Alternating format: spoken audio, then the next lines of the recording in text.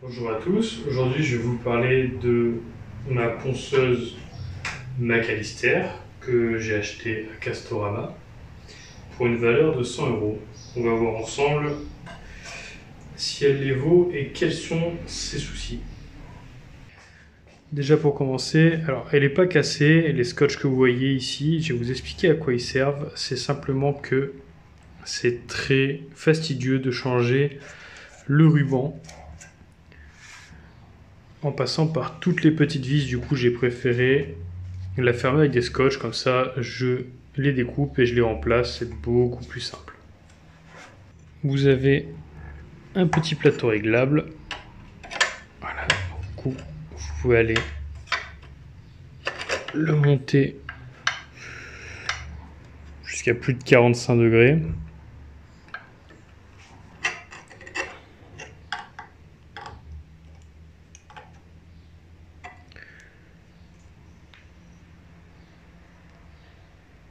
Voilà, jusqu'à 53 degrés à peu près.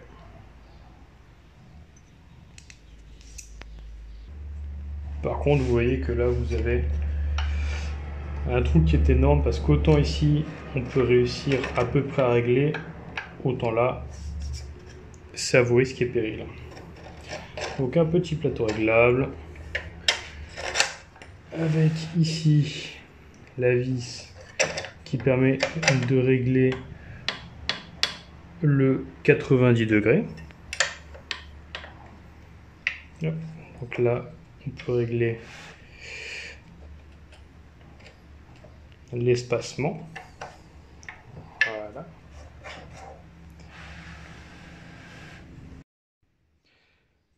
Pour changer la bande, ma bande est quasiment neuve, donc elle n'a pas besoin d'être changée.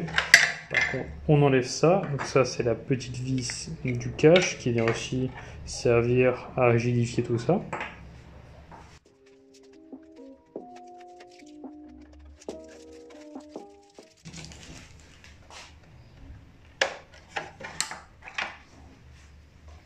Et on va venir enlever la dernière vis que j'ai laissée, celle-là, parce que c'est difficile de mettre du scotch sur cette partie-là. Donc l'intérieur, tout ce qu'il y a de plus classique. Là, vous avez la petite roue d'entraînement qui permet de changer si votre bande sera plus par ici ou plus par là. Donc ça se règle avec cette petite molette ici, droite ou gauche. Et là, normalement, vous avez la bande qui va venir plus comme ça ou plus comme ça.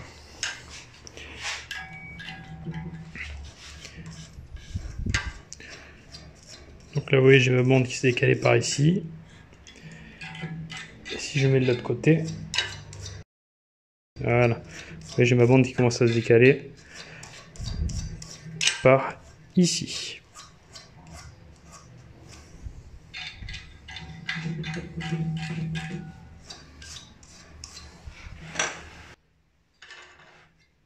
Pour changer la bande, il faut simplement détendre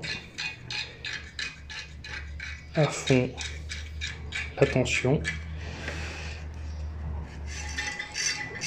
Et là, normalement, vous avez la bande qui commence à sortir toute seule. Voilà. Donc,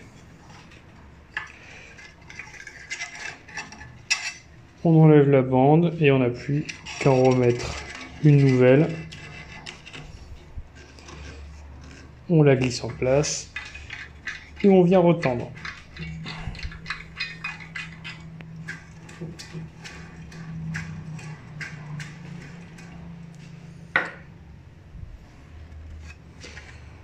Donc là, à chaque fois, il fallait dévisser.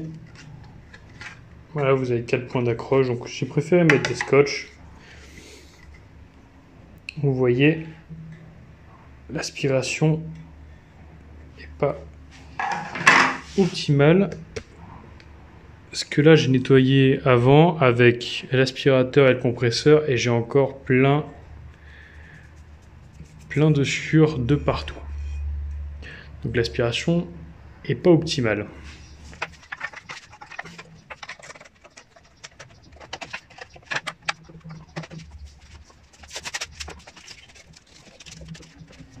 Voilà, donc ne vous inquiétez pas, niveau sécurité, un scotch comme ça, un scotch de peintre, ça sert largement à retenir la bande si jamais elle sort. Il n'y a pas assez de force pour que ça blesse quelqu'un. Voilà, donc là, vous voyez, j'ai mon disque qui est abîmé. Je vais en profiter pour le changer. C'est fourni avec un petit guide qui vient se positionner ici et qui flotte dans son rail. Voilà. En plus, il faut faire attention parce que le 0 n'est même pas aligné. Il faut faire ses propres mesures et se souvenir du décalage. Alors je suis d'accord que pour cette gamme de prix, avoir un guide qui a été bien réglé au préalable, c'est quelque chose qui se fait très rarement. Et pourtant ça se fait, on n'est pas obligé de payer du Festool pour avoir des machines qui sont bien pré-réglées. Pour 100 €, il y a d'autres marques qui arrivent très bien à pré-régler leurs machines et qui n'imposent pas ça à leurs utilisateurs de devoir à chaque fois tâtonner pour trouver les bons réglages. Pour changer ce disque, vous avez une petite molette ici, une petite molette là, qui permettent en même temps de régler l'inclinaison du plateau. Pareil, ici on va un peu plus de 45. Donc on dévisse de chaque côté.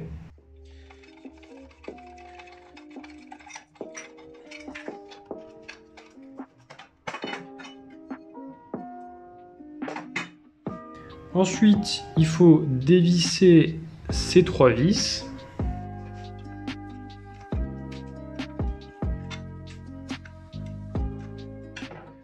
On glisse le capot.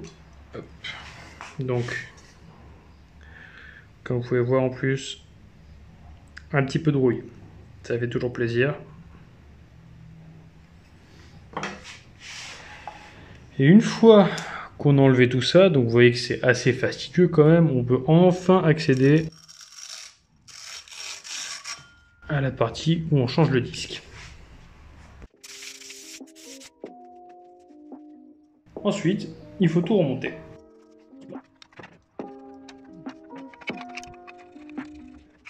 Donc effectivement, très fastidieux pour changer un disque, surtout que ça c'est une machine entrée de gamme, donc je suppose que les utilisateurs ne vont pas aller chercher des disques très haut de gamme non plus, donc ce sont des disques qui vont s'user assez facilement, surtout si on ponce du métal.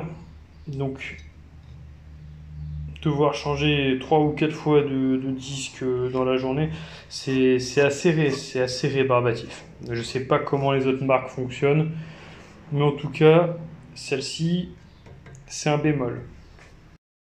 Encore la maladie des McAllister. Voilà.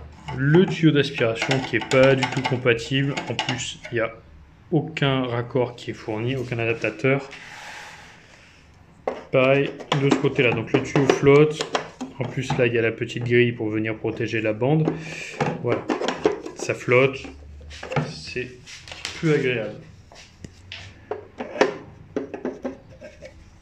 Même avec un diamètre un peu plus gros.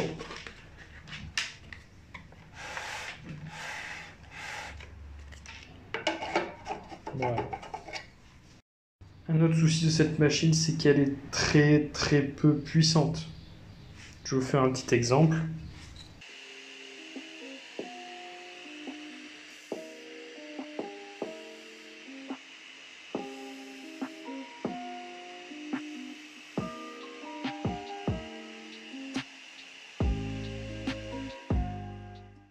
Là, vous pouvez penser que j'ai exagéré, que j'ai forcé comme un bourrin. Pas du tout, pas du tout. En plus c'est du pin, c'est pas un bois qui est forcément très dur. J'ai pas un disque avec un gros grain et j'ai pas appuyé, j'ai pas beaucoup appuyé. Donc c'est vraiment le moteur est très peu puissant.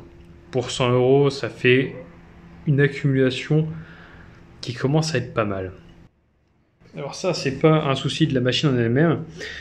Quand je suis allé pour acheter des consommables, donc c'est-à-dire les disques et les bandes, j'avais acheté cette machine, j'y suis retourné entre 6 mois et 1 an après. Alors, je ne sais pas si c'est dans tous les Castorama, mais dans celui auquel je suis allé, ils ne produisaient plus cette machine. Ils ne la vendaient plus. Donc, ça explique pas mal de choses.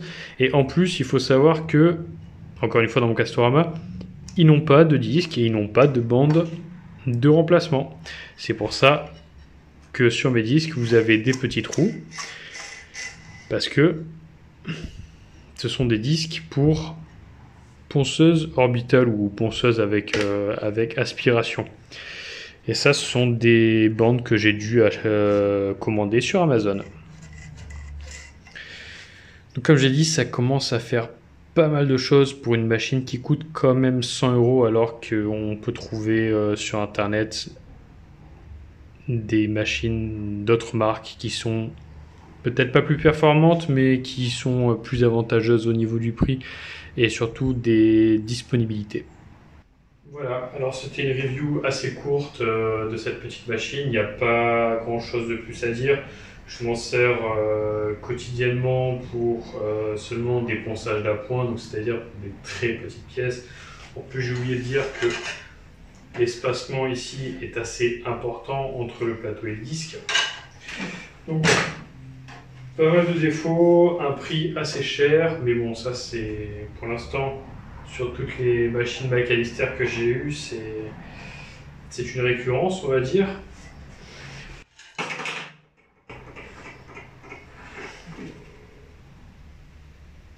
Et merci d'avoir regardé cette vidéo jusqu'au bout, j'espère qu'elle vous aura plu.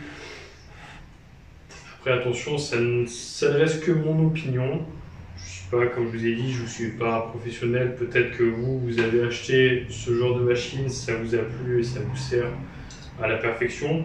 Voilà. C'est juste mon point de vue à moi. Et j'espère que ça vous aidera dans le choix d'une ponceuse.